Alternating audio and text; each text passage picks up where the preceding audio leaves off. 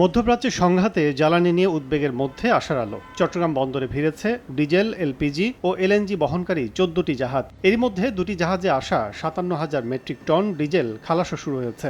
এছাড়া ১২টি জাহাজ থেকেও খালাস হচ্ছে এলপিজি ও এলএনজি। এর মধ্যে খালাস শেষের পথে ৫টি জাহাজের জ্বালানি।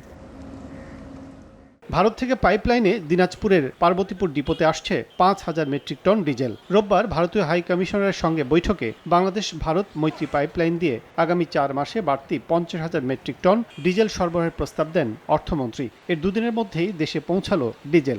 নিজস্ব মজুদ ক্যাপাসিটি রয়েছে। মঙ্গলবার সচিবালয় ব্রিফিংয়ে প্রতিমন্ত্রী জানান, চলতি মাসে জ্বালানি নিয়ে কোনো সংকট নেই। এপ্রিল ও মে মাসের সরবরাহ ঠিক রাখতে আফ্রিকা ও যুক্তরাষ্ট্রের সঙ্গে কাজ করছে সরকার। বর্তমানে বাংলাদেশে জ্বালানি কিংবা বিদ্যুতের কোনো সংকট নেই। গত সপ্তাহের ৫ দিন কার্যত ২ থেকে ৩ গুণ কিন্তু জ্বালানি সরবরাহ করেও কিন্তু আমরা মানুষের উদ্বেগ উৎকণ্ঠা অনেক ক্ষেত্রে কমাতে পারিনি কিংবা কমেনি। এখন এই তেলের জন্য বিকল্প উৎস হিসেবে আফ্রিকান কান্ট্রির সাথে আমরা কথা বলছি, আমরা ইউএস এর সাথে আমরা কথা বলছি। বিকাশ পেমেন্টে ১০,০০০ টাকার বেশি অফার। শপিং চলছে তো।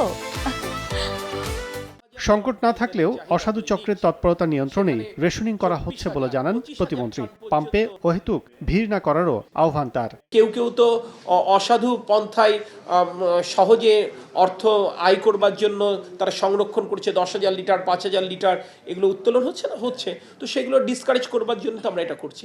আর যার প্রয়োজন এটা তারা পাচ্ছেন। এদিকে জ্বালানি মন্ত্রীর সঙ্গে বৈঠকের পর চীনের রাষ্ট্রদূত জানান, দীর্ঘমেয়াদী গ্রিন এনার্জি খাতে বিনিয়োগে আগ্রহী বেইজিং।